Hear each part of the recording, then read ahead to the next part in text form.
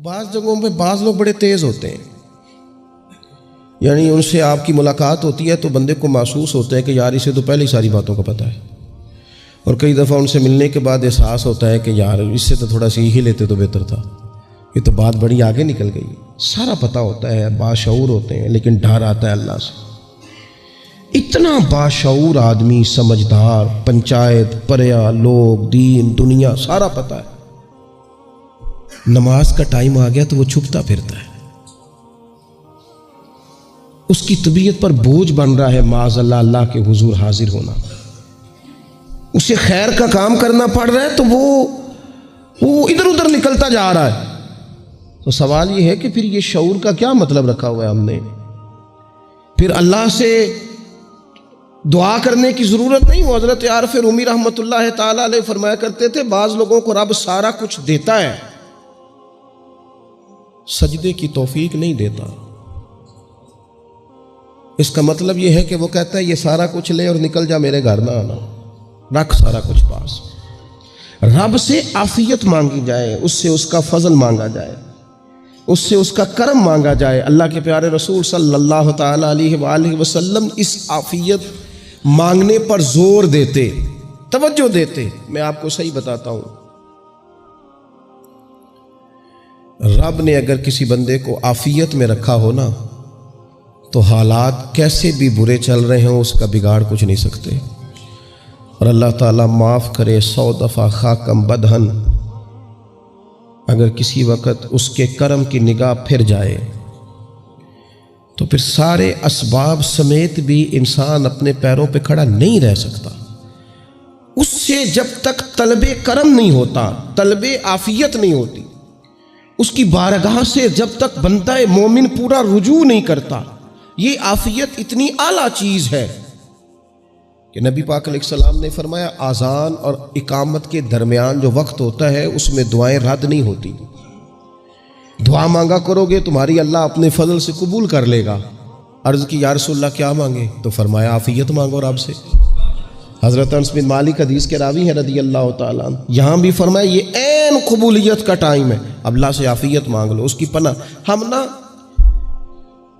ہم دعاؤں میں بھی محدود ہو جاتے ہیں۔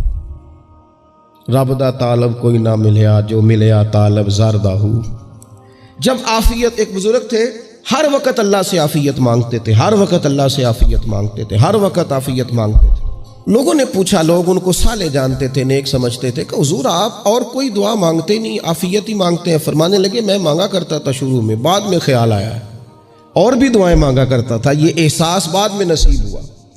فرماتے میں مزدوری کرتا تھا، مال برداری کرتا تھا، ایک جگہ پہ ڈیوٹی کر رہا تھا تو تھک گیا، اور وہ جو کام لینے والے لوگ تھے ان کا رویہ بھی بڑا ترش تھا، تکلیف ہوئی۔ تو میں نے اپنے مالک کی بارگاہ میں عرض کی، مالک اگر 2 روٹی بغیر مجھے مشقت کے مل جائے دن میں تو تیری بارگاہ تو بڑی کریم ہے۔ کہتے ہیں میں نے یہ دعا مانگ لی، ذرا میں تھوڑا آگے بڑھا تو 2 بندے آپس میں لڑ رہے تھے، میں ان کی صلح کرانے کے لیے، انہیں بچانے کے لیے آگے بڑھا، تو میں جس کو چھڑا رہا تھا دوسرے نے میرے اوپر ضرب لگا دی، میرا بھی سر پھٹ گیا۔ تھوڑی دیر کے بعد وہاں پولیس آ گئی، وہ تینوں کو لڑنے والا سمجھ کے اٹھا کے لے گئے، مجھے جیل ہو گئی۔ 2 روٹیاں بغیر مشقت کے روز ملنی شروع ہو گئی۔ دعا مانگی تھی نا کہ یا اللہ 2 روٹیاں مل جائے نا بغیر مشقت کے، کہتے ہیں وہ 2 روٹیاں روز ملتی، کوئی کام نہیں کرنا پڑتا تھا، پر جیل ہو گئی۔ فرماتے ہیں میں بڑا پریشان تھا، روز روٹیاں پابندی سے آتی اور بہترین آتی، کھانا ملتا۔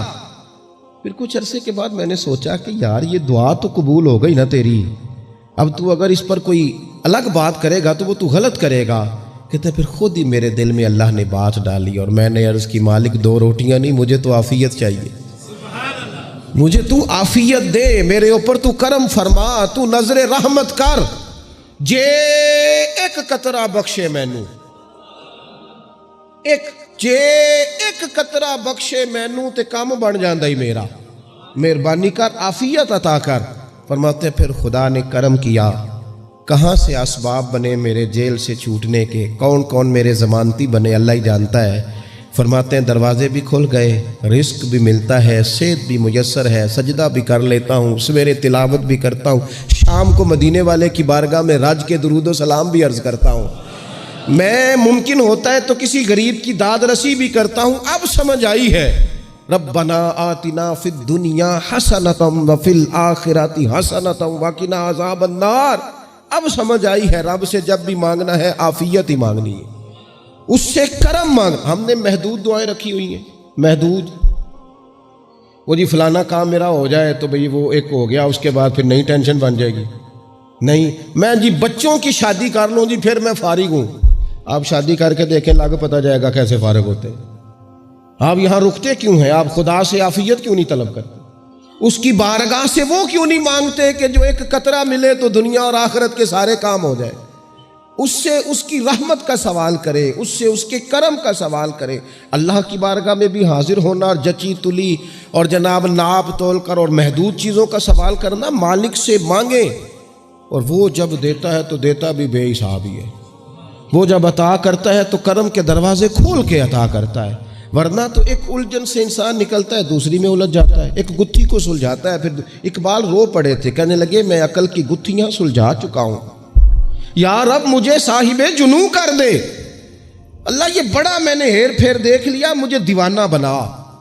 اب مجھے جنون ہو, اب میں کسی کے لیے رویا کروں, اب میں کسی کی یاد میں تڑپا کروں, اب میں رات کسی کے لیے میری آنکھیں بیدار رہیں. یہ بڑی ہو گئی دنیا داری. عقل کی گتھی حالانکہ نہیں سلجھتی, پر اقبال کہتے ہیں عقل کی گتھیاں سلجھا چکا ہوں, یا رب مجھے صاحب جنوں کر دے. اور پھر کہنے لگے بجھی عشق کی آگ اندھیر ہے. اب یہ مسلمان نہیں, یہ خاک کا ڈھیر ہے, تو مٹی بن کے رہ گیا. کیا کہاں اپنی ساری توجہات کا قبلہ کس چیز کو میرے عزیزو؟ اللہ سے عافیت. نبی پاک علیہ الصلوۃ والسلام نے ایک شخص سے پوچھا کیا دعا مانگ رہے ہو؟ تو اس نے کہا یا رسول اللہ میں اللہ کی بارگاہ میں صبر کا سوال کر رہا ہوں. تو حضور فرمانے لگے صبر تو مصیبت پر ہوتا ہے. یا رسول اللہ پھر کیا مانگوں؟ آپ ان جملوں اور لفظوں کی گہرائی کو سمجھیں. صبر کے لیے تو پہلے مصیبت آئے گی, پھر صبر آئے گا.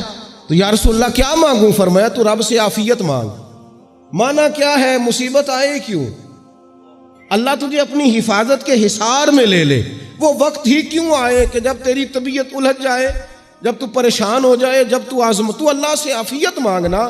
جب تو عافیت مانگے گا تو اگر کبھی مشکل آئے گی بھی نا, تو خدا پھر اپنے فضل سے مشکل سے نکلنے میں رستہ بھی بڑی جلدی عطا فرمائے گا اور تیرے اوپر فضل فرمائے گا. اگر عافیت, ہارون رشید نا اپنے محل کی چھت پہ ٹہل رہا تھا سب سے اوپر والے چوارے پر, نیچے سے حضرت بہلول دانا گزر رہے تھے, اوپر اس کے ساتھ سپاہی بھی تھے, گن مین بھی تھے. اس نے کہا یہ بابا تو ذرا اوپر اٹھاؤ. انہوں نے ایک ڈولی, ایک ٹوکری سمجھ لیں, اس کو رسیاں باندھ کے نیچے پھینکا. نیچے جو سپاہی تھے ان کو کہا کہ یہ بابا جی کو پکڑ کے اس میں بٹھاؤ. انہوں نے جبرن تھاما بابا جی کو, اس میں ڈالا, اوپر والوں نے کھینچ لیا. 2-3 منٹ لگے.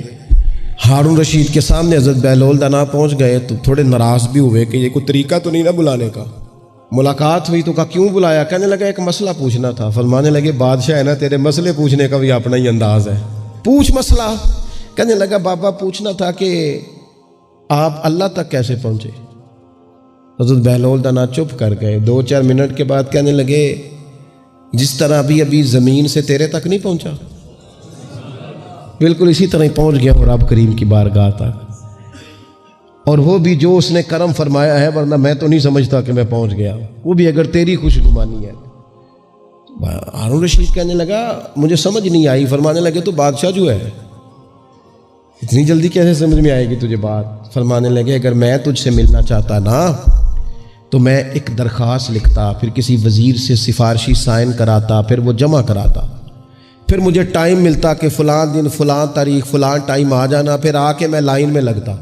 پھر بھی تو بادشاہ ہے, تیرا موڈ بنتا ملنے کا کہ نہ بنتا. جب میں چاہتا تو پتہ نہیں کتنا ٹائم لگ جاتا, جب تو نے چاہا ہے نا تو 1 منٹ بھی نہیں لگا. فرمانے لگے میں نے دعویٰ ہی نہیں کیا کہ میں جد و جہد کر کے پہنچوں گا, میں نے تو رب کی بارگاہ میں عاجزی کی ہے, پھر رب نے ہی کرم فرمایا ہے, اسی نے مہربانی کی ہے. مانا کہ محبت کے سفر میں ہر گام پہ 100 مشکل ہے, لیکن یہ سفر آسان بھی ہے. گر ساتھ تمہارا ہو جائے, اس کے کرم کا ساتھ رہا ہے, اس سے عافیت مانگی ہے, اپنے آپ کو اس کے سپرد کیا ہے تو اس نے کرم کر دیا. جب تک یہ مزاج نہیں ہم بناتے کہ مالک سے عافیت کا سوال کریں, اپنے آپ کو اپنے رب کے حوالے کر دیں، اس کی رحمتوں کے سپرد کر دیں، اتنی دیر تک زندگی میں ٹھہراؤ نہیں آتا، قرار نہیں آتا۔ مشکات میں موجود ہے، اللہ کے پیارے رسول صلی اللہ تعالیٰ علیہ وسلم تیمارداری کے لیے گئے تو صحابہ کرام فرماتے ہیں وہ بندہ نا اتنا پتلا نحیف اور لاغر ہو گیا تھا جس طرح چڑیا کا بچہ ہوتا ہے، کمزوری ضعف طاری تھا۔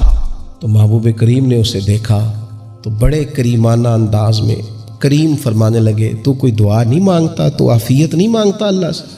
عرض کی یا رسول اللہ صلی اللہ تعالیٰ علیہ وسلم، میں نے اپنے رب کی بارگاہ میں عرض کی ہے مالک قیامت کا عذاب بڑا سخت ہے، میں نہیں برداشت کر سکتا، تو نے اگر مجھے کوئی سزا دینی ہے تو یہیں دے لے، قیامت کو نہ دینا۔ تو کہتے ہیں محبوب فرمانے لگے سبحان اللہ، او خدا کے بندے تو رب کی سزا دنیا میں بھی نہیں سہ سکتا، اللہ سے یہ بھی سوال نہ کر، تو رب سے کہہ ربنا آتنا فی الدنیا حسنۃ وفی الآخرۃ حسنۃ وقنا عذاب النار۔ تو رب سے دنیا میں بھی حسنہ مانگ، بھلائی مانگ، تو آخرت کے لیے بھی بھلائی مانگ، تو اس سے عافیت کا سوال کر۔ تو نے یہ سوال کیوں کیا؟ عرض کی یا رسول اللہ کرم ہو گیا ہے، مجھے سمجھ آ گئی، اب میں اسی طرح ہی کروں گا۔ عزیز دوستو، ہم کہاں سہ سکتے ہیں؟ ہم دنیا میں رب کی سزا ہم نہیں سہ سکتے، ہم کمزور ہیں، تو گرمی نہیں سہ سکتے، شدید سردی نہیں سہ سکتے، شدت کی بھوک لوگ نہیں سہ سکتے، کوئی آزمائش نہیں سہ سکتے۔ وہ جو لوگ بعض اوقات کہہ دیتے ہیں نا جی فلاں چیز ہمارے اعمال کا نتیجہ ہے، تو میں کیا کرتا ہوں، نہ کو یار، ہم تو یہ بھی نہیں سہ سکتے، ہم کہاں برداشت کر سکتے ہیں، ہمیں تو وہ معاف ہی فرمائے، ہم حساب والے ہے ہی نہیں، ہم تو صرف معافی والے ہیں۔ ہم سے نہ حساب پوچھے، اس نے حساب پوچھا تو پھر تو بڑی مشکل ہو جائے گی، اگر اس نے حساب پوچھا تو بڑی رسوائی ہو جائے گی، اگر حساب پوچھا تو مشکلات سامنے دکھائی دینے لگ جائیں گی۔